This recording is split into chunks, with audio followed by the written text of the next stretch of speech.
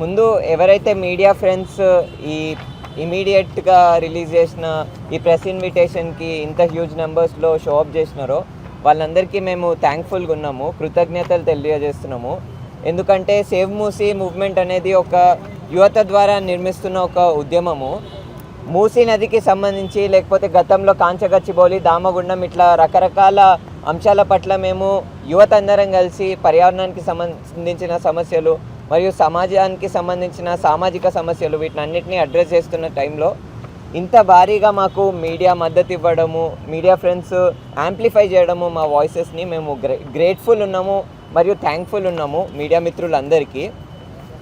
ఈ press meet start చేసే ముందు, ఈ ప్రెస్ ఇంటరాక్షన్ స్టార్ట్ చేసే ముందు మేము ఒక చిన్న కల్చరల్ రెసిస్టెన్స్ని, అంటే మాదేదైతే నినాదం ఉందో, మాదేదైతే ఆలోచన విధానం ఉందో మూసీకి సంబంధించి ఒక కల్చరల్ రెసిస్టెన్స్ని మీ అందరి ముందు చూపించి దాని తర్వాత స్టార్ట్ చేద్దాం అనుకుంటున్నాము.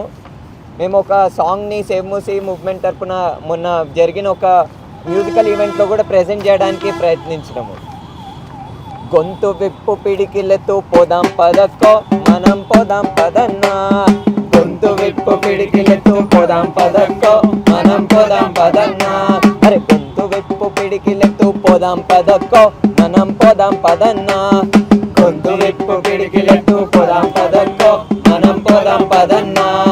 మూసీ ప్రాజెక్టు డిపిఆర్ ఏడ ఉన్నదో మనం చూద్దాం పదక్క, మూసీ ప్రాజెక్టు డిపిఆర్ ఏడ ఉన్నదో మనం చూద్దాం పదక్క, మూసీ నీళ్ళ శుభ్రత మరి ఎట్లా జరుగునో మనం చూద్దాం పదక్క, మూసీ నీళ్ళ శుభ్రత మరి ఎట్లా జరుగునో మనం చూద్దాం పదక్క, మూసీ చెట్ల రక్షణ మరి ఎట్లా జరుగునో మనం చూద్దాం పదక్క, మూసీ చెట్ల రక్షణ మరి ఎట్లా జరుగునో మనం చూద్దాం పదక్క, మూసీ మట్టి రక్షణ మరి ఎట్లా జరుగునో మనం చూద్దాం పదక్క, మూసీ మట్టి రక్షణ మరి ఎట్లా జరుగునో మనం చూద్దాం పదక్క, పేద ప్రజల బతుకులు మరి ఎట్లా మారేనో మనం చూద్దాం పదక్క, పేద ప్రజల బతుకులు మరి ఎట్లా మారేనో మనం చూద్దాం పదక్క, పేద ప్రజల బతుకులు మరి ఎట్లా మారేనో మనం చూద్దాం పదక్క, పేద ప్రజల బతుకులు మరి ఎట్లా మారేనో మనం చూద్దాం పదక్క. లెక్కలే చెప్పకుండా లెక్కలే చెప్పకుండా లెక్కలే చెప్పకుండా లెక్కలే చెప్పకుండా లెక్కలే చెప్పకుండా లెక్కలే చెప్పకుండా కాగితము పెట్టకుండా కాగితము పెట్టకుండా కాగితము పెట్టకుండా కాగితము పెట్టకుండా ప్రజలతోని చర్చించక ప్రజలతోని చర్చించక ప్రజలతో చర్చించకుండా ప్రజలతో చర్చించకుండా ఎట్లా చేస్తారో మనం చూద్దాం పదక్క, మూసీ ప్రాజెక్టు డిపిఆర్ ఏడ ఉన్నదో మనం చూద్దాం పదక్క చూద్దాం పదక్క. సో అది ఈ పాటతో మేము చెప్పాలనుకుంటున్న అన్ని విషయాలు కవర్ అయిపోయినాయి. మరీ ముఖ్యంగా ఈరోజు మేమందరము సేవ్ మూసీ మూవ్మెంట్ తరపున రావడానికి మేజర్ కారణం ఏంటంటే, సేవ్ మూసీ మూవ్మెంట్ 2024లో స్టార్ట్ అయింది. ఎందుకు స్టార్ట్ అయిందంటే, బిలాల్ భాయ్ గత 30 సంవత్సరాల నుంచి, బిలాల్ భాయ్తో పాటు చాలామంది యాక్టివిస్టులు 30 సంవత్సరాల నుంచి మూసీ నది మీద ఏదైతే డెమాలిషన్ జరుగుతున్నాయో, మూసీ నది పేరు చెప్పుకొని ఏవైతే మోసాలు ప్రభుత్వాలు చేస్తున్నాయో దానికి సంబంధించి 30 సంవత్సరాల నుంచి ఉద్యమాలు జరుగుతున్నాయి. సో 2024లో ప్రభుత్వము ఎటువంటి నోటీస్ ఇవ్వకుండా, ప్రభుత్వము అసలు ప్రజలతోని చర్చించకుండా, ప్రజలకి ఎటువంటి ఇన్ఫర్మేషన్ ఇవ్వకుండా దగ్గర 300 మంది ప్రజల ఇల్లులను కూల్చేసింది చాదర్ఘాట ఆ ప్రాంతంలో. అప్పుడు మేము దామగుండం గురించి ఉద్యమం చేపట్టుతున్నప్పుడు ప్రభుత్వము మేము మూసీల సుందరీకరణ చేస్తున్నాము, మూసీల పర్యావరణాన్ని రక్షిస్తున్నాము అని అన్నప్పుడు మేము అసలు వాస్తవాలు ఏమున్నాయో చూద్దాం పదా అని చెప్పి ఒక యాత్ర చేసినాం. అనంతగిరి కొండల నుంచి వాడపల్లి వరకు, నల్గొండ వరకు మేము ఒక యాత్ర చేసినాం. 5 రోజులు తిరిగినాం. తిరిగి అసలు మూసీ నది పరిస్థితి ఏందో పరిశీలించి దాని తర్వాత యువత అందరినీ ఏకం చేసుకొని, ఇప్పుడు దగ్గర మా దగ్గర 371 మంది యువత ఉన్నారు వాలంటీర్స్. సేవ్ మూసీ మూవ్మెంట్లో there are around 371 volunteers across Telangana. కొంతమంది బెంగళూరు నుంచి ఉన్నారు, కొంతమంది ఢిల్లీ నుంచి ఉన్నారు. అండ్ ఈ వాలంటీర్స్ ఎవరైతే ఉన్నారో ఉత్తగా ఎవరో అన్ఎంప్లాయిడ్ యూత్ అనే జడ్జ్మెంట్లో లేదు. మా వాలంటీర్స్లో నల్సర్ స్టూడెంట్స్ ఉన్నారు, మా వాలంటీర్స్లో జియాలజిస్టులు ఉన్నారు, అర్బన్ ప్లానింగ్ ఎక్స్పర్ట్స్ ఉన్నారు, బయట దేశాల్లో వెళ్ళి చదువుకొని వచ్చిన అర్బన్ ప్లానింగ్ ఎక్స్పర్ట్స్ ఉన్నారు, హార్వర్డ్ లాంటి యూనివర్సిటీలో చదువుకున్న ఎక్స్పర్ట్స్ ఉన్నారు. సో సేవ్ మూసీ మూవ్మెంట్ అనేది ఒక డైవర్స్ రిచ్ ఇంటలెక్చువల్ స్పేస్. అంటే ఎవరైతే యూత్ లెడ్ ఇంటలెక్చువల్స్ ఉన్నారో తెలంగాణలో మ్యాక్సిమం మంది పర్యావరణానికి సంబంధించిన నాలెడ్జ్ ఎవరికైతే ఉందో, పాలసీకి సంబంధించి ఎవరికైతే నాలెడ్జ్ ఉందో, మేమందరం ఒక ప్లాట్ఫామ్ మీదకి వచ్చి అసలు మూసీ నదికి కావాల్సిన ప్లాన్ ఏంటి, మూసీ నది మీద జరగాల్సిన అంశాలు ఏందనేది ఒక ఉద్యమాన్ని నిర్మించడానికి ట్రై చేస్తున్నాం. సో ఇదే అంశానికి సంబంధించి చాలా రకాల యాక్షన్స్ని మేము తీసుకున్నాము. గతంలో మూసీ మ్యూజియం అని చెప్పేసి 2025 సెప్టెంబర్ ఆ టైంలో మేము ఒక మ్యూజియంని కట్టినాం. మూసీ నది మీద ఇప్పటి వరకు ప్రభుత్వాలు ఎన్ని మోసాలు చేసినాయి, ఏ సంవత్సరంలో చేసినాయి, ఎన్ని కోట్లు ఖర్చు పెట్టినాయి, ఏ ముఖ్యమంత్రి ఉండే ఆ టైంలో, ఏ పార్టీ గవర్నమెంట్లో ఉండే, అసలు వాళ్ళు చేస్తామన్నది ఏంది, జరిగింది ఏంది, ఇవన్నీ కలుపుకొని ఇక్కడనే లక్కడికపుల్లో ఒక మ్యూజియం కట్టినాం. దాంట్లో భారీ సంఖ్యలో యువత, ఇంకా మీరందరు జర్నలిస్ట్ ఫ్రెండ్స్ కూడా చాలా భారీ సంఖ్యలో దానికి మంచి రెస్పాన్స్ ఇచ్చారు. అదొక్కటే కాకుండా మేము గాలి మాటలు మాట్లాడట్లేము. సేవ్ మూసీ మూవ్మెంట్ తరఫున మేము గత 2024 నుంచి ఇప్పటి వరకు రకరకాలుగా క్లీనప్ డ్రైవ్లు చేస్తున్నాం. అక్కడ మూసీ నది ప్రాంతంలో ఉన్న చెత్తను ఎత్తుతూ మా రెసిస్టెన్స్ని, మా వ్యతిరేకతని ప్రభుత్వం మీద చూపిస్తున్నాము. మా వ్యతిరేకత కేవలము ఏంటి, ఒక చెత్త ఎత్తడమో లేకపోతే ఒక పాట పాడడమో అక్కడనే ఆగలేదు. మీరు ఇక్కడ చూస్తుర్రు, ఇవన్నీ పత్రాలు ఎట్లా కలెక్ట్ చేసినాము, ఇవన్నీ కాగితాలు ఎట్లా కలెక్ట్ చేసినాము. Save Musi movement is a movement which holds so many young intellectuals. Telangana వ్యాప్తంగా ఎవరైతే యువతకి ఇంటెలెక్చువల్ అండర్స్టాండింగ్ ఉందో, పాలసీ మేకింగ్కి సంబంధించి ఐడియా ఉందో, ఎన్వైర్మెంటల్ ఎక్స్పర్ట్స్ ఉన్నారో యూత్లో, వాళ్ళల్లో భారీ సంఖ్యలో ఎక్కువ మంది మా సేవ్ మూసీ మూవ్మెంట్తో అసోసియేట్ అయి ఉన్నారు. సో మాకు ఈ మూసీ రివర్ మీద రివర్ ఫ్రంట్ జరుగుతుందని ఇన్ఫర్మేషన్ తెలిసినప్పటి నుంచి ఇప్పటి వరకు మేము మేజర్గా దృష్టి పెడుతున్న అంశాలు ఏంటంటే రీసెర్చ్. అసలు వాస్తవంగా ప్రభుత్వము ఒక మాట చెప్తుంది మూసీ నది మీద పునర్జీవనము అని, మూసీ నది మీద రివర్ ఫ్రంట్ అని. మరి వాస్తవానికి మూసీ నదికి కావాల్సింది ఏంటి అని గ్లోబల్గా, అంటే ప్రపంచవ్యాప్తంగా ఇప్పటివరకు ఎన్ని రివర్ ఫ్రంట్లు జరిగినాయి, మన భారతదేశంలో ఎన్ని రివర్ ఫ్రంట్లు జరిగినాయి, ఆ రివర్ ఫ్రంట్ల వల్ల వచ్చిన లాభాలు ఏంది, వచ్చిన నష్టాలు ఏంది, ఏదన్నా ఆర్థిక లాభాలు జరిగినాయా, ఇవన్నిటిని పరిశీలించడం. సో దాంట్లో భాగంగానే మేము ఇప్పుడు ఒక ఎండ్ స్టేజ్కి వచ్చినాం. మా రీసెర్చ్ ఒక ఎండ్ స్టేజ్కి వచ్చింది. ఈ ఎండ్ స్టేజ్కి వచ్చేటప్పుడు మేము యాక్చువల్ ఒక రిపోర్ట్ విడుదల చేయాలి. మూసీ నదికి సంబంధించి మా స్టాండ్ ఏందని ఒక రిపోర్ట్ విడుదల చేయాలి. 2024 నుంచి ఇప్పటి వరకు అదే పని మీద ఉన్నాం. కానీ ఇప్పుడు ఇమీడియట్గా ఈ ప్రెస్ రిలీజ్ ఎందుకు విడుదల చేసినామంటే ఆ రిపోర్ట్ కంటే ముందు, ఎందుకంటే మీరందరూ మొన్న చూసిర్రు ముఖ్యమంత్రి గారు ఆ వేటు న్యూస్ సమ్మిట్లో చాలా బ్యూటిఫుల్ కమెంట్స్ చేసిండు. చాలా beautiful, undemocratic and completely authoritarian comments చేసిండు. బహుశా ఆయనకి ఈ పదాలకు అర్థం కూడా తెలియదు, నాకు తెలియదు. అథారిటేరియన్ అంటే రాజరికం, ఏదైతే రాజులు దొరలు ఉంటారో వాళ్ళది ఏదైతే స్వభావం ఉంటుందో ఆ స్వభావంతో పెద్ద పెద్ద డైలాగులు మాట్లాడిండు. ఆ డైలాగులు విన్న దాని తర్వాత as constitutional upholders, as constitutional values believers, as the people who follow the law of this country, who follow the law of this land, మేము డెఫినెట్గా మనం ఈ ప్రభుత్వాన్ని లీడ్ చేస్తున్న ఈ ముఖ్యమంత్రికి ఒక ఇంపార్టెంట్ రెస్పాన్స్ని ఇవ్వాలనే ఇంటెన్షన్ తోటి ఈరోజు మేము ఇక్కడికి గ్యాదర్ అయినాము. గ్యాదర్ అయ్యి ఏదో ఏంటి జస్ట్ కమెంట్స్ చేయడమే కాదు, వాస్తవానికి ఫ్యాక్ట్స్ ఏమున్నాయి, వాళ్ళు కొన్ని అంశాలను లేవనెత్తిండ్రు. ఏంటిది, మూసీ నది మీద ఉన్న వాళ్ళందరూ ఎంక్రోచర్సు, వాళ్ళు మూసీ నదిని డిస్ట్రాయ్ చేస్తామంటే మేము ఎట్లా ఊకుంటాం, మేము ఇల్లులు కూలగొడతాం వాళ్ళది అని కమెంట్ చేసిండు. మళ్ళీ వాళ్ళు వెళ్ళిపోవాలి, ఎంత జల్ది అయితే అంత జల్ది వెళ్ళిపోవాలి. ఒక ఎగ్జాంపుల్ తీసుకున్నాడు. చరిత్రలో అంట మస్తు వార్లు జరుగుతాయంట. ఆ వార్లలో ఏం జరుగుతుందంటే బేసికలీ ఎప్పుడైనా యుద్ధం జరిగితే, యుద్ధం చేసేటప్పుడు బాంబు వేసినప్పుడు కింద సోల్జర్ ఉన్నాడా లేకపోతే సామాన్య ప్రజలు ఉన్నారా చూసుకోరంట. యుద్ధం జరిగేటప్పుడు ఈయన ఏ యుద్ధం చదివిండో తెలియదు, కానీ మేము హిస్టరీ చదువుకున్నాము. ఏ యుద్ధంలో అట్లాంటి నీతి ఉండదు.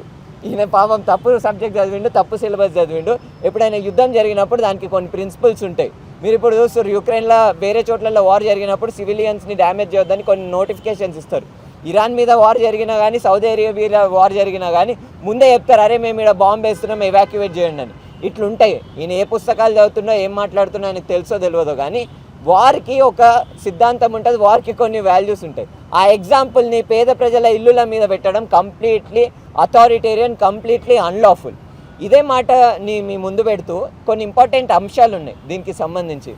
ఏంటంటే మూసీ నదిలో రివర్ ఫ్రంట్ కట్టడం చాలా అవసరమైన విషయము. మూసీ నదిలో రివర్ ఫ్రంట్ కడితే మన దేశ భవిష్యత్తు మారిపోతుంది, మన రాష్ట్ర భవిష్యత్తు మారిపోతుంది, మన రాష్ట్రం రైజ్ అవుతుందని మన ప్రభుత్వం కొన్ని డైలాగులు కొడుతుంది. కాబట్టి అసలు ఈ మూసీ నదికి సంబంధించి Musi river front development corporation limited అని ఒక సపరేట్ గవర్నమెంట్ లెడ్ కార్పొరేషన్, అది ప్రభుత్వమే నిర్మించిన ఒక స్పెషల్ వెహికల్. అది వాళ్ళు తయారు చేసిన ఒక పీపీటీలో ఉన్న అంశాలనే మేము అనలైజ్ చేసి ఒక పేపర్ని తయారు చేసాం. ఇది మీ అందరికీ, జర్నలిస్ట్ ఫ్రెండ్స్ అందరికీ మేము ఇది షేర్ చేస్తాం. దీంట్లో మీకు ఇది ఏదైతే కనిపిస్తుందో, this is what the government is planning to do. అంటే ప్రభుత్వము మేము ఇన్ని రోజుల నుంచి మీకు ఒక పేపర్ చూపించాలి. యాక్చువల్లీ మీకు ఈ బండిల్ కనిపిస్తుందా, మీకు ఈ పేపర్ కనిపిస్తున్నాయా, ఇవన్నీ మూసీ నదికి సంబంధించి, మూసీ నది మీద జరిగే రివర్ ఫ్రంట్కి సంబంధించి తెలంగాణ వ్యాప్తంగా ప్రజలు సబ్మిట్ చేసిన ఆర్టీఐలు. అంటే ప్రజలు అడిగిన ప్రశ్నలు, మాకు కొంత ఇన్ఫర్మేషన్ కావాలి, మీరు రివర్ ఫ్రంట్ చేస్తున్నారు సరే చేసుకోర్రి, కానీ మాకు కొన్ని ప్రశ్నలకి జవాబులు చెప్పండి అని ఒక ఆర్టీఐ యాక్ట్ కింద వీళ్ళు కొన్ని ప్రశ్నలను అడిగారు. మేము వాటిని అన్నింటినీ కొలేట్ చేసి ఒక డాక్యుమెంట్ని తయారు చేసినాం. చూడుర్రి ఎన్ని ఆర్టీఐలు ఉన్నాయి. నిజానికి చెప్పాలంటే ఒక ఆర్టీఐ ఫైల్ చేసినప్పుడు 30 to 45 days మధ్యలో ప్రభుత్వం రెస్పాన్స్ ఇవ్వాలి. ఏదైతే కన్సర్న్ అథారిటీ ఉందో దానికి సంబంధించిన రెస్పాన్స్ని ఇవ్వాలి. ఇప్పటికీ ఇన్ని ఆర్టీఐలు ఫైల్ చేసి దగ్గర 50 రోజులు అవుతుంది, కానీ ఒక్క ఆర్టీఐకి కూడా రిప్లై ఇవ్వలేదు. ఎంఆర్డీసీఎలు మరియు మన తెలంగాణ ప్రభుత్వము ప్రజాపాలన ఇవన్నీ మాట్లాడుతుంది కదా, మరి అటువంటప్పుడు ప్రజలేసే ప్రశ్నకి ప్రజలు చట్టానికి లోబడి చట్టం లోపలున్న ఆర్టీఐ యాక్ట్ని యూటిలైజ్ చేసుకొని డబ్బులు కట్టి 10 రూపాయలు డబ్బులు కట్టి, ఇన్ని ఆర్టీఐలు అంటే ఎంత డబ్బులు కట్టుంటారు వాళ్ళు, 1000-3000 దాకా కట్టుంటారు వాళ్ళు. ఇన్ని ఆర్టీఐలకి డబ్బులు కట్టి ప్రభుత్వానికి ప్రశ్నలు అడిగినప్పుడు, ఇన్ఫర్మేషన్ ఇవ్వమని అడిగినప్పుడు సమాచార హక్కుకి సంబంధించి ఎందుకు ఈ ఆర్టీఐలకి ప్రశ్నలకి జవాబు ఇవ్వలేదు ఎంఆర్డీసీఎల్? భయపడుతుందా? ఎంఆర్డీసీఎల్ ఏమన్నా సీక్రెట్ స్కామ్ చేస్తుందా ఆఫీస్ లోపల? మరి సమాచారం బయట పెట్టాలి కదా. వీళ్ళు అడిగిన అంశాలు ఏంది? ఇప్పుడు ఒక సిటిజన్ అడిగిండు, ఆయన అడిగిన ప్రశ్నలు ఎందుకు కూడా చెప్పాలని అనుకుంటున్నా. ఎందుకంటే MRDCL is acting like a scam office లెక్క పనిచేస్తుంది. ఇక్కడ ఈ సిటిజన్ ఏం అడిగిండు, ఎగ్జిస్టింగ్ సీవేజ్ సిస్టమ్ కండిషన్స్ ఏందో మాకు రిపోర్ట్ ఇవ్వరు. అంటే ఇప్పుడు మురికి నీళ్ళకి సంబంధించి మూసీ నది మీద మీరు ఏమైతే యాక్షన్స్ తీసుకున్నారో వాటికి సంబంధించి రిపోర్ట్ అందజేయండి అని అన్నాడు. 2 పాయింట్లు ఏముంది, సీవేజ్ ట్రీట్మెంట్ ప్లాంట్లు, ఇప్పటి వరకు సీవేజ్ ట్రీట్మెంట్ ప్లాంట్లు ఎన్ని ఉన్నాయో దానికి సంబంధించిన రిపోర్ట్లు ఇవ్వమన్నాడు. Entry points of sewage into Musi river, ఏడేడికెళ్ళి సీవేజ్ నీళ్లు అంటే మురికి నీళ్ళు ఏడేడికెళ్ళి మూసీ నదిలో కలుస్తుంది, దానికి సంబంధించిన డీటెయిల్స్ ఇవ్వమన్నాడు. సో అంటే బేసిక్ క్వశ్చన్స్ అడగడము. ఏదైతే ఎంఆర్డీసీఎల్ ఇప్పుడు అధికారంలో ఉండి ఏవైతే యాక్షన్స్ తీసుకుంటుందో దానికి సంబంధించిన సమాచారం అడగడం కూడా తప్పైపోయింది. ఇదొక క్వశ్చన్. మీరు నెక్స్ట్ పేపర్ చూస్తే timeline of the events, 2024లో ప్రజలు ఇల్లులు కూల్చేసిర్రు, 2026లో ఉన్నాం మనము, 2026 మేలు ఉన్నాం మనము. ఇప్పటి వరకు అసలు ప్రభుత్వము ఏమేమి యాక్షన్స్ తీసుకుంది? Musi river front development corporation limited, what are the actions that you took for developing river front? ఇప్పటి వరకు మీరు తీసుకున్న యాక్షన్స్ ఏంది? ఇట్లా చాలా ఇంపార్టెంట్ ప్రశ్నలు అడిగిర్రు. అన్ని సేమ్ ప్రశ్నలు కాదు, అందరు డిఫరెంట్ క్వశ్చన్స్ అడిగిర్రు. దాంట్లో కొన్ని క్వశ్చన్స్ మేము కూడా అడిగినాం. అంటే ప్రభుత్వము ఇంత పెద్ద మాటలు మాట్లాడుతుంది, ప్రజాపాలన, డెమోక్రటిక్ రూల్ అని. మరి ఎందుకు డెమోక్రసీ లోపల ఏవైతే లాస్ ఉన్నాయో, ఏవైతే important peoples governance transparency laws ఉన్నాయో వాటికి సంబంధించి రిప్లై ఎందుకు ఇస్తలేరు? చట్టాలను ఎందుకు ఫాలో అవుతలేరు? ఇదొక అంశం.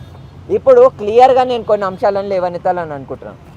ఈరోజు రుచిత్ కానీ, ప్రత్యూష కానీ, సురేష్ అన్న కానీ, మేమందరం యువత, మిగతా వాళ్ళం ఎవరైతే యువత ఉన్నామో మేమందరం ఈరోజు గన్ పార్క్ ముందు నిల్చొని ఈ నిరసన లాంటి ఒక ప్రెస్ కాన్ఫరెన్స్ని చేయడానికి మేజర్ కారణాలు ఒక 4 ఉన్నాయి. వాటిని అన్నింటినీ మీకు క్లియర్ కట్గా ఎక్స్ప్లెయిన్ చేయాలని అనుకుంటున్నాను. రివర్ ఫ్రంట్ అని అన్నప్పుడు ఇక్కడ మీకు ఇమేజ్లో కనిపిస్తుంది, ఇది ప్రభుత్వము విడుదల చేసిన ఇమేజ్. ఇది తప్ప మనకేం ఇమేజ్లో కనిపిస్తలేవు బయట. ఈ ఇమేజ్లో వాళ్ళు ఏం చెప్తున్నారంటే 108 మీటర్స్లో వాళ్ళు ఒక రివర్ ఫ్రంట్ని కడతారు. 108 మీటర్స్లో రివర్ ఫ్రంట్ అంటే ఫర్ ఎగ్జాంపుల్ ఇది మూసీ నది అని అనుకుందాం. మూసీ నదికి 108 మీటర్స్ అంటే 2 సైడ్స్ కలిపి 108 మీటర్స్లో వాళ్ళు ఒక మేజర్ సెక్షన్లో మొత్తం కాంక్రీటైజ్ చేయబోతున్నారు. పీసీసీ అంటే ఏంటిది? పర్మనెంట్ కాంక్రీట్ అని అంటారు. దాని తర్వాత మీరు ఇంకా మిగతాది కాంక్రీట్ గ్రేడ్ ఉంటుంది M30 అని. ఇవన్నీ ఏంటంటే టెక్నికల్ కాంపోనెంట్స్, అంటే ఏ విధంగా వాళ్ళు కట్టబోతున్నారనే అంశాలు. ఇవన్నిటిని మేము అనలైజ్ చేసి అసలు ఎటువంటి ఇంప్లికేషన్స్ వస్తాయని పరిశీలిస్తే మాకు తెలిసిన మేజర్ విషయం ఏంటంటే, ఇప్పుడు మనం ఎండాకాలంలో ఉన్నాము, మనందరి దగ్గర కార్లు లేవు కదా. We all need to travel in bikes. తెలంగాణలో ఉన్న మోర్ దెన్ 70-80% పీపుల్ దగ్గర యాక్సెస్ టు కార్స్ లేవు. వాళ్ళందరూ ఎండలో బైక్ల మీదనే ట్రావెల్ చేస్తారు. ఆ తెలంగాణ ప్రజలందరికీ తెలుస్తుంది క్లియర్గా. ఎండాకాలంలో ఎంత వేడి ఉందనేది మీ అందరు ఫీల్ అవుతున్నారు కదా. ఈ సంవత్సరము పోయిన సంవత్సరం ఎండకి మనం కంపేర్ చేసుకుంటే ఎంత విపరీతంగా ఎండలు పెరుగుతున్నాయి. సో ఎండలకి సంబంధించి మరియు వేడికి సంబంధించి ఒక కీలక అంశం ఉంది. ఎప్పుడైతే 21 కిలోమీటర్లలో 21 కిలోమీటర్స్లో ప్రభుత్వము రివర్ ఫ్రంట్ డెవలప్ చేస్తే, అంటే కాంక్రిటైజ్ కనుక చేస్తే 21 కిలోమీటర్స్లో మూసీ నదిలో ఏం జరుగుతుందంటే ఆ మొత్తం ప్రాంతంలో 2 నుంచి 5% టెంపరేచర్ పెరుగుతుంది. ఆల్రెడీ మనం చూస్తున్నాం ఎంత వేడి ఉందనేది నగరంలో. రేపు ఆ రివర్ ఫ్రంట్ ఉన్న చోటు నుంచి మనం పక్కన ట్రావెల్ చేస్తే పేద వర్గాల ప్రజలు ఎవరైతే ర్యాపిడో నడుపుతున్నారో, లేకపోతే అక్కడ రోడ్ల పక్కన దుకాణాలు పెట్టుకున్నారో, లేకపోతే ఏవైతే పండ్లని పూలని అమ్ముకుంటున్నారో వాళ్ళ మీద ఎటువంటి ఒత్తిడి ఉంటుంది వేడికి సంబంధించి. 3 నుంచి 5 డిగ్రీస్ టెంపరేచర్ ఎక్కువ పెరగడం అంటే ఎటువంటి ఇంప్లికేషన్స్ ఉంటాయి వాళ్ళ ఉపాధికి సంబంధించి. సో ఇదొక మేజర్ పాయింట్. దీనికి సంబంధించి మిగతా డీటెయిల్స్ మీకు ఇంకా క్లియర్గా పేపర్లో కనిపిస్తాయి. ఇది ఒక్కటే కాకుండా రెండో అంశం ఏంటంటే వీళ్ళు సైన్స్ స్కిప్ చేసి మాట్లాడుతున్నారు. అంటే విజ్ఞానాన్ని మరియు ఏదైతే సైన్స్ ఉంటుందో దాన్ని పక్కన పెట్టేసి వీళ్ళు ఈ ప్రాజెక్ట్కి సంబంధించిన డీటెయిల్స్ గురించి మాట్లాడుతున్నారు. ఎందుకు అనంటే ఒక నది అని అన్నప్పుడు నది పైన మూసీ నది ఉంది. ఇప్పుడు మూసీ నది పైన ఏదైతే ఫ్లో ఏరియా ఉందో, అప్పర్ ఫ్లో ఏరియా ఉందో, గ్రౌండ్ ఫ్లో ఏరియా ఉందో, ఆ గ్రౌండ్ ఫ్లో ఏరియాలో ఏదైతే వాటర్ ఫ్లో అవుతుందో దానికంటే 50% ఏదైతే నీళ్ళు ఉన్నాయో అవి అండర్ గ్రౌండ్లో ఫ్లో అవుతాయి. అండర్ గ్రౌండ్ ఛానల్స్ అని అంటారు. అండర్ గ్రౌండ్ ఛానల్స్ ఉంటాయి. అవి మన నది కంటే ఎక్కువ మొత్తంలో నీళ్ళని క్యారీ చేస్తాయి. మూసీ నదికి పక్కన ఉన్న ల్యాండ్ మాస్టర్ అట్లాంటి అండర్ గ్రౌండ్ పాసేజ్ ఛానల్స్ ఉంటాయి, న్యాచురల్గా ఉంటాయి అవి. వీళ్ళ ప్లాన్లో ఆ అండర్ గ్రౌండ్ ఛానల్స్ని అస్సలు పట్టించుకోలేదు. ఈ ప్రశ్న ఎందుకు ముఖ్యమనంటే, ఫర్ ఎగ్జాంపుల్ చాదర్ ఘాట్లో పక్కనే ఒక ఏరియాలో ఒక బోర్వెల్ ఉందనుకుందాము. ఆ బోర్వెల్లో నీళ్లు పోవాలి కదా. సరే, ఆ బోర్వెల్లో మురికి నీళ్ళు ఉన్నాయి, మురికి నీళ్ళకి సంబంధించి మాట్లాడదాం. కానీ ఆ బోర్వెల్లో నీళ్లు ఉండాలి కదా. రేపు ఒక 30 సంవత్సరాల తర్వాత, 40 సంవత్సరాల తర్వాత వాటర్ క్రైసిస్ అయినా ఏదైనా వచ్చినప్పుడు గ్రౌండ్ వాటర్కి సంబంధించి ఎక్స్ట్రాక్షన్ చేస్తున్నప్పుడు, అక్కడ ఉన్న ప్రజలు యూటిలైజ్ చేస్తున్నప్పుడు నీళ్లు ఉండాలి కదా బోర్వెల్ లోపల. అసలు మూసీ నదికి అటువైపు కాంక్రీట్ వేసి పర్మనెంట్గా దాన్ని సీజ్ చేసేస్తే గ్రౌండ్ వాటర్ రీఛార్జ్ ఎట్లా జరుగుతుంది? అసలు ఆ గ్రౌండ్ వాటర్ లోపల వెళ్ళాల్సిన నీళ్ళు ఎట్లా వెళ్తాయి? ఇదొక ఇంపార్టెంట్ ప్రశ్న కాదా? ఇదొక సైంటిఫిక్ ప్రశ్న కాదా? ఇదొక అంశం. దీని తర్వాత వరదలను కాపాడుకోనికే మనం ఈ రివర్ ఫ్రంట్ కడుతున్నామని అంటుంది ప్రభుత్వం. వరదలను కాపాడుకోవడానికి రివర్ ఫ్రంట్ కనుక ప్రభుత్వం కడితే మరి అటువంటప్పుడు రివర్ ఫ్రంట్ వల్ల జమ్మూలో వరదలు వచ్చి ఎందుకు ఒక పెద్ద డిజాస్టర్ జరిగింది మీ అందరు చెప్పాలని అనుకుంటున్నాం. జమ్మూలో రివర్ ఫ్రంట్ కట్టడం వల్ల అక్కడ ఒక హ్యూజ్ ఇన్ఫ్రాస్ట్రక్చర్, ఆడ కేబుల్ కార్ కన్స్ట్రక్షన్ అని ఒక ప్రాజెక్ట్ చేసారు. అంటే కొన్ని కోట్లు ఖర్చు పెట్టి ఒకవైపు నుంచి నదికి ఇటువైపు నుంచి అటువైపు ఒక కేబుల్ కార్ కట్టారు. మూసి అక్కడున్న తవి నది మీద రివర్ ఫ్రంట్ కట్టడం వల్ల వాటర్లో ప్రెషర్ పెరిగి వాటర్ అనేది బాంబు లెక్క బ్లాస్ట్ అయింది. ఎందుకంటే అది హిమాలయన్ నదులు చాలా ఎక్కువ ప్రెషర్తో వాటర్ వస్తుంది. సడన్గా ఇంత విత్తులో ఉన్న నది ఒక ఏరియాలో తక్కువ సైజు చేయడం వల్ల వాటర్ ప్రెషర్తో వెళ్ళి బ్లాస్ట్ అయింది. బ్లాస్ట్ కావడం వల్ల కొన్ని వేల కోట్ల నష్టం అక్కడున్న ప్రభుత్వానికి జరిగింది. ఇప్పుడు మన మూసీ నదికి సంబంధించి ఎట్లా ఇది ఒక డిజాస్టర్ అంటే, రివర్ ఫ్రంట్ ఎందుకు వరదలను సృష్టిస్తుంది, ఎందుకు పేదల ఇల్లులను కూలుస్తుంది అంటే, మూసీ నది ఇప్పుడు ఒక డిఫరెంట్ ఛానల్స్లో కర్వ్స్లో ఉంటుంది. దాన్ని మనము కాంక్రిటైజ్ చేసినప్పుడు ఏం జరుగుతుంది అంటే, ఈ మూసీ నది లోపల ఏవైతే ఆబ్స్టకిల్స్, ఏవైతే ఇబ్బందులు ఉన్నాయో, నది లోపల నీళ్లు ప్రెషర్తో పోవాలంటే మధ్యలో ఆబ్స్టకిల్స్ ఉన్నాయి, ఇబ్బందులు ఉన్నాయి. దానివల్ల ఏం జరుగుతుంది, నది స్పీడ్ అనేది తక్కువ అవుతుంది ఎప్పుడైనా వరదలు వచ్చినప్పుడు. కానీ మనం అక్కడ కాంక్రీట్ కట్టినప్పుడు ఏం జరుగుతుందంటే, నదిలో ఎప్పుడైతే వరదలు వస్తాయో అప్పుడు 2 నుంచి 5% స్పీడ్ పెరుగుతుంది, నదిది ఫ్రిక్షన్ పెరుగుతుంది. ఇది బేసిక్ ఫిజిక్స్ ప్రిన్సిపల్స్. కాంక్రీట్ కట్టినప్పుడు ఆ నది స్పీడ్ పెరుగుతుంది. స్పీడ్ పెరిగినప్పుడు ఏం జరుగుతుంది, ఇక్కడ హైదరాబాద్లో ఉన్న ప్రజల్లో కొంత ప్రాంతం వరకు, ఆ 21 కిలోమీటర్ల వరకు వరదలకు సంబంధించి, మూసీ నది వరదలకు సంబంధించి ఎటువంటి నష్టం జరగదు. కానీ ఆ 21 కిలోమీటర్లు దాటిన దాని తర్వాత చాదర్ ఘాట్లో కానీ, అత్తాపూర్లో కానీ, మిగతా ప్రాంతాలలో ఏ రకమైన ఇంప్లికేషన్స్ ఉంటాయి? ఇప్పుడు వీళ్ళు ఎంక్రోచ్మెంట్ అని అంటున్నారు మన ముఖ్యమంత్రి. మరి ప్రభుత్వం కట్టబోయే కాంక్రీట్ ఎంకరేజ్మెంట్ కాదా? ప్రభుత్వము అక్కడున్న చెట్లని తీసేసి, అక్కడున్న వన్యప్రాణులను తీసేసి, అక్కడ బతుకుతున్న పేద ప్రజలను తీసేసి అక్కడ కాంక్రీట్లు కడితే అది ఎంక్రోచ్మెంట్ కాదా? ఎంక్రోచ్మెంట్ అక్కడ నువ్వు చేస్తే నీళ్ళు ఎడిపోతాయి. మరి నీళ్ళు కింద ప్రాంతంకి పోవా? కింద ప్రాంతంకి పోయినప్పుడు 10 కత్వాలు ఉన్నాయి. ఆ కత్వాల ద్వారా అక్కడున్న 30-40 గ్రామాల్లో ఉన్న ప్రజలు మునిగిపోరా? సో ఇట్లాంటి ప్రశ్నలు కూడా ఉన్నాయి. ఇంకొకటి ఏంటంటే, మన ప్రభుత్వము గట్టిగా మాట్లాడుతున్న విషయం ఏంటంటే, మూసీ నది కాలుష్యాన్ని మేము ఠీక్ చేస్తాం, మూసీ నది కాలుష్యాన్ని మేము పరిశుభ్రత చేస్తామని వాళ్ళు మాట్లాడుతున్నారు. సో దానికి సంబంధించే మా దగ్గర ఒక ఎవిడెన్స్ ఉంది. మన ప్రభుత్వము మొన్న ఒక డిపిఆర్ విడుదల చేసింది. డిపిఆర్ అంటున్నాం, మొన్న ఒక ప్రెజెంటేషన్ చేసింది. ఆ ప్రెజెంటేషన్లో దగ్గర 5 ప్రాజెక్టులని, అంటే ఇదే రివర్ ఫ్రంట్ ఏదైతే తెలంగాణలో కడతామని అంటున్నారో అదే రివర్ ఫ్రంట్ ప్రపంచవ్యాప్తంగా కొన్ని చోట్లలో ఉంది. వాటిని అన్నిటినీ చూపిస్తూ ఇవి మాకు ఇన్స్పిరేషన్, ఇవి మాకు స్ఫూర్తి అని పెట్టినాయి. కానీ భారతదేశంలో ఒకే ఒక్క ప్రాజెక్ట్ని వాళ్ళు స్ఫూర్తి అని పెట్టిర్రు, ఒకే ఒక్క ప్రాజెక్ట్ మాకు ఇన్స్పిరేషన్ అని పెట్టిర్రు. ఆ ప్రాజెక్ట్ పేరు ఏంటంటే సబర్మతి రివర్ ఫ్రంట్ ప్రాజెక్ట్. గుజరాత్లో అహ్మదాబాద్లో ఉన్న సబర్మతి రివర్ ఫ్రంట్ ప్రాజెక్ట్ని వాళ్ళు ఏమన్నారంటే మాకు గ్లోబల్ ఇన్స్పిరేషన్ ఇది అని అన్నారు. సో ఆ సబర్మతి ప్రాజెక్ట్కి సంబంధించి వాస్తవాలను మీ ముందు పెట్టాలని అనుకుంటున్నాం. ఇక్కడ మీరు కనుక డేట్ చూస్తే సబర్మతి రివర్ ఫ్రంట్ ప్రాజెక్టు కట్టింది ఎప్పుడు 2013లో దాని ఫినిష్ అయిపోయింది ప్రాజెక్టు. దాని కన్స్ట్రక్షన్ 2005లో స్టార్ట్ అయింది. మీకు ఇప్పుడు ఇది ఏదైతే ఇప్పుడు ఏదైతే లెటర్ చూపిస్తున్నానో ఈ లెటరు 2019లో ఇది ఒక report published by many experts. అక్కడున్న ఏదైతే హైకోర్టు ఉందో హైకోర్టు ఆదేశాలు ఇస్తే అసలు ఈ సబర్మతి రివర్ ఫ్రంట్ ప్రాజెక్టు పరిస్థితి ఏంది, నిజంగా ఇది నీళ్ళని సాగు చేసిందని గుజరాత్ హైకోర్టు ఒక ఆదేశం ఇస్తే అక్కడున్న పర్యావరణ కార్యకర్తలు అందరూ కలిసి ఒక సైంటిఫిక్ స్టడీ చేసినారు. ఆ సైంటిఫిక్ స్టడీలో తేలిన అంశాలు ఉందో మీకు చెప్తా చూడండి, మీరు ఒకసారి చూసుకోండి. లెవెల్స్ చూడండి మీరు ఒకసారి, అన్నీ ఎక్స్ట్రీమ్లీ పొల్యూటెడ్.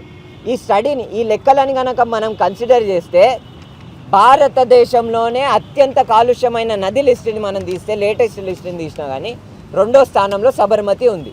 2005లో కన్స్ట్రక్షన్ స్టార్ట్ అయింది, 2013లో దాన్ని ఇనాగరేట్ చేసిర్రు. ఇప్పుడు మనము 2026లో ఉన్నాం.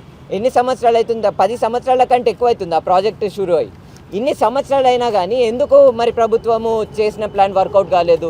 ఎందుకు భారతదేశంలో అత్యంత కాలుష్యమైన నది లిస్టులో నెంబర్ 1లో ఉంది అది? సో ఇది ఒక ఇంపార్టెంట్ ప్రశ్న కదా. ఒక ఫెయిల్యూర్ మోడల్ని తెలంగాణకి ఎందుకు తీసుకొస్తున్నారు? 5,000 కోట్లు ఖర్చు పెట్టి ఈ ఫెయిల్యూర్ మోడల్ని ఎందుకు ఇంప్లిమెంట్ చేస్తున్నారు? ఇది ముఖ్యమైన ప్రశ్న కాదా? సబర్మతి మోడల్ అనేది ఒక ఫెయిల్యూర్ మోడల్. దాన్ని మీరు ముద్దుగా పీపీటీలో పెడితే ఏం పిచ్చోళ్ళు అనుకుంటున్నారా? యువతకి చదువు రాదా? మా అందరికీ బేసిక్ సెన్స్ లేదా? మేము రీసెర్చ్ చేయలేమా? ఆడికి పోయినాం మేము. ఆడికి వెళ్ళి అసలు సబర్మతికి సంబంధించిన ఫ్యాక్ట్స్ ఏందని పరిశీలిస్తే మాకు ఈ పేపర్ దొరికింది. ఈ పేపర్లో ఏముంది? క్లియర్గా ఈ పేపర్లో ఉన్న సైంటిఫిక్ స్టడీస్, సైంటిఫిక్ రిపోర్ట్స్ని మనం చూస్తే బిఓడి లెవెల్స్, పిహెచ్ లెవెల్స్, మిగతా లెవెల్స్ అన్నిటిని మనం చూస్తే ఎక్స్ట్రీమ్లీ పొల్యూటెడ్. ఎంత పొల్యూటెడ్ అంటే లాస్ట్ ఇయర్ ఏం జరిగిందంటే ఆడ మన కేంద్ర ప్రభుత్వం కిందట ఒక కాంపిటీషన్ పెడదామనుకురు, స్విమ్మింగ్ పోటీ పెడదామనుకురు. ఆ స్విమ్మింగ్ పోటీలో వాళ్ళు ఏం ప్లాన్ చేశారంటే సబర్మతి కాడ కాంక్రీట్ ఉంది కదా, దీని లోపల మనము ఈత కొట్టే పోటీ పెడదామని అనుకున్నారు. కానీ రేపు ఈవెంట్ జరుగుతుంది అంటే ఈరోజు వాళ్ళు వెనక్కి తగ్గి ఐఐటి గాంధీనగర్లో ఆ ఈవెంట్ పెట్టాల్సి వచ్చింది. ఎందుకు పెట్టాల్సి వచ్చిందని అడిగితే sports chairman, Gujarat sports chairman ఈ స్టేట్మెంట్ ఇచ్చిండు. ఆ సబర్మతి నీళ్ళని కనుక మన బాడీకి టచ్ అయితే మన హెల్త్ మొత్తం నాశనం అయిపోతుంది, స్పోర్ట్స్ ప్లేయర్ హెల్త్ మొత్తం నాశనం అయిపోతుంది అన్నాడు. అంటే ఏదైతే వర్స్ట్ ప్రాజెక్ట్ ఉందో, ఏదైతే ఒక ఫెయిల్యూర్ మోడలో, ఫ్రాడ్ మోడలో, ఫాల్స్ మోడలో, ఆ మోడల్ని తెలంగాణకి ఎందుకు తీసుకొస్తున్నారు నాకు అర్థం కాదు. మేము అందరం ప్రశ్నిస్తుంది ఏంది? అరే ఆల్టర్నేటివ్ ప్లాన్స్ ఉన్నాయి. ఇది ఒక్కటే కాకుండా రివర్ ఫ్రంట్ అంటే సిమెంట్ కట్టే ప్రాజెక్టులు జరగవు, కొన్ని చోట్లలో ఆల్టర్నేటివ్ ప్లాన్లు ఉన్నాయి. అట్లాంటి ఒక ఆల్టర్నేటివ్ ప్లాన్నే మీ ముందుకి పెట్టాలని అనుకుంటున్నా. ఇది ecological guidelines and recommendations prepared by citizens of Pune.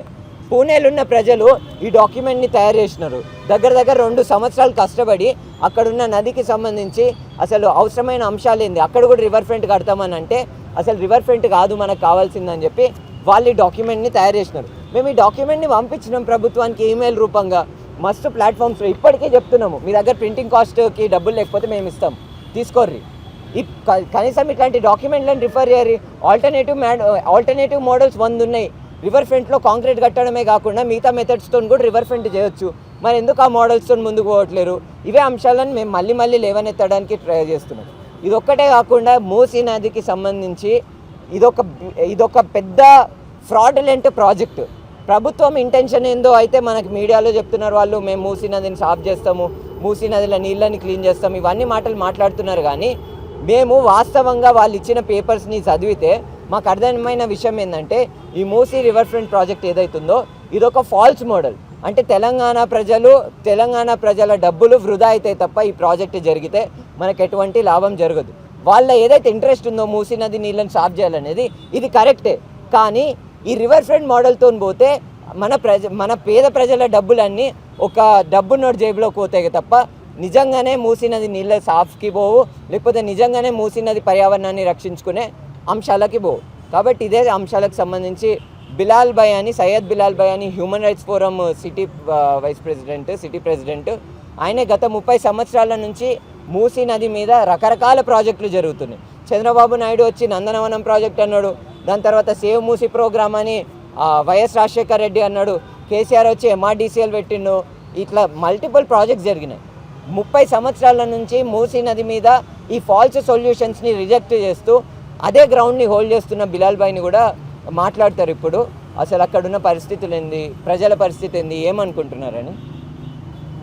అయితే ఫాల్స్గా ఒక పెద్దగా కరప్షన్ రాజకీయ పార్టీ వాళ్ళు అధికారులు చేస్తున్నారు. అంటే గతంలో 97లో నారా చంద్రబాబు నాయుడు ఒక నందనవనం అని ఒక ప్రాజెక్ట్ తీసుకొచ్చి పెట్టారు. ఎంత పెద్ద మూసీకి ఒక కాల్వల కన్వర్ట్ చేసి మూసీ నీళ్ళు మొత్తం కాల్వతోని పాస్ చేద్దామని అనుకోరు, అది కాలేదు. దాని తర్వాత రాజశేఖర్ రెడ్డి వచ్చి మూసీ సుందరీకరణ అనే పేరు పెట్టి దానిలో మొత్తం రెండు రబ్బర్ డ్యామ్స్ కట్టారు, 390 crores రూపీస్, అది కూడా మొత్తం స్కామ్ జరిగింది. దాని తర్వాత కేసీఆర్ గవర్నమెంట్ వచ్చిన తర్వాత ఓపెన్ జిమ్, వాకింగ్ ట్రాక్ అని మొత్తం మూసీ బర్బాద్ చేసారు. మూసీ బర్బాద్ చేసేది ప్రభుత్వం అధికారులే. మూసీ చుట్టుపక్కల ఉన్న ప్రజలు మూసీకి ఖరాబ్ చేయలేదు, మూసీలో పొల్యూషన్ ఇవ్వలేదు, మూసీకి ఏం చేయలేదు. మూసీకి ఇంకా సుందరంగా పెట్టుకోవాలని మూసీ చుట్టుపక్కల ఉన్న ప్రజలు చేసుకుంటారు. అంటే ఇప్పుడు ఏనా ప్రభుత్వం మారగానే మూసీ మీద కళ్ళు ఎందుకు పడుతుంది? మూసీ ప్రభుత్వంకి అధికారులకి ఒక ATMగా దొరికింది. ఏనా ప్రభుత్వం అధికారులు రాగానే ఒక ATMగా మూసీకి వాడుకొని కోట్లు రూపాయలు మొత్తం స్కామ్ జరుగుతుంది. ఈ స్కామ్కి మేము రాష్ట్ర ప్రభుత్వంకి, కేంద్ర ప్రభుత్వంకి కూడా విజ్ఞప్తి చేస్తున్నాం. ఈ మూసీ మీద ఏదైతే స్కామ్ జరిగింది ఆ స్కామ్కి మీరు బయట తీయాలి. దీని మీద ఒక సిట్టింగ్ జడ్జ్తోని ఎంక్వైరీ చేసి ఎన్ని కోట్ల రూపాయలు మూసీలో చేసిరు, ఒక్క సెంట్ కూడా మూసీ సుందరగరం కాలేదు 30 సంవత్సరంలో. ఇంకా మూసీ మొత్తం బర్బాద్ అయింది. ఈ బర్బాద్ చేసిన వాళ్ళు అంటే ప్రభుత్వం అధికారులే. ప్రతి ఒక్క పేరుతో మూసీకి ఖరాబ్ చేసి మూసీ చుట్టుపక్కల ఉన్న ప్రజలకి మోసం చేసి మూసీ చుట్టూ ఉన్న ప్రజలకి ఒక ఇబ్బందిగా పెట్టి వాళ్ళు ప్రతి ఒక్క భయం పెట్టి ప్రతి ఒక్క టైంలోనే ఇది చేస్తున్నారు. ఈ కాంగ్రెస్ ప్రభుత్వం కూడా ఇమీడియట్గా దీనికి మూసీ సుందరీకరం అందరికి కావాలని అనుకుంటున్నారు. అంటే మూసీ సుందరీకరం ఎట్లా అవుతుంది అంటే కంపెనీస్ వాటర్స్ వేస్టేజ్ అయితే మూసీలా కలుస్తుంది, అది దానికి బంద్ చేయండి. మూసీలా సివరేజ్ అయితే వాటర్ వస్తుంది, అది బంద్ చేయండి. దాని తర్వాత మీ మూసీ చుట్టుపక్కగా ఉన్న ప్రజలకి అక్కడనే పెట్టి మీరు మూసీ సుందరీకరం చేయండి. అక్కడ మూసీ చుట్టుపక్కల ఉన్న ప్రజలు కూడా మీతో పాటు ఉండి మూసీకి సుందరీకరం చేయడానికి ఉంటుంది. ఇప్పుడు మొన్ననే ఒక Telangana chief minister Congress chief minister Revanth Reddy ఏమంటారు అంటే ఈ మూసీ చుట్టుపక్కల ఉన్న ప్రజలు మీరు వెళ్ళలేకుంటే మీ సామాను కూడా తీసుకోపోవడానికి వీలు ఉండవని అంటారు. అరే నువ్వు ఎవర్రా బాబు, నువ్వు మొన్ననే వచ్చినావు, నువ్వు ఇక్కడి నుంచి ఇప్పుడు మీ పని అయిపోయింది. మూసీ చుట్టుపక్కల జనాల దగ్గర వచ్చి మూసీ చుట్టుపక్కల ఉన్న ప్రజలు ఇంటి మీద వస్తే ఈ ప్రజలే మీ ఊరికి పంపిస్తారు అని మీరు ఆలోచించుకోవాలి. అది మీ వస్తా చేయలే పని మీరు ఏం చేస్తావు? మీరు ఈ పనికి దీనికి ఎందుకు ఇట్లా ప్రెషర్ పెడుతున్నారు అంటే వాళ్ళకి ఒక పేరు కావాలి. ఎందుకంటే కేబుల్ బ్రిడ్జ్ టీఆర్ఎస్ పార్టీ వాళ్ళు కట్టిరు, ఈ హైటెక్ సిటీ చంద్రబాబు నాయుడు కట్టిరు, రాజీవ్ గాంధీ ఇంటర్నేషనల్ ఎయిర్పోర్ట్ అయితే వాళ్ళ హయాంలో జరిగింది. మాది కూడా ఏమైనా పేరు ఉండాలి, మేము కూడా ఏమైనా కరప్షన్ చేసుకోవాలా అని మీ ఏదైతే మైండ్ నడిపిస్తారో ఆ మైండ్ వెంటనే మార్చుకోవాలని నేను రేవంత్ రెడ్డి గారికి మేము డిమాండ్ చేస్తూ ఉన్నాం.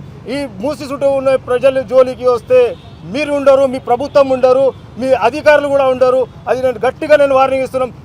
ఎప్పుడైనా అయితే 30 సంవత్సరాల నుంచి చెప్తూనే ఉన్నాం.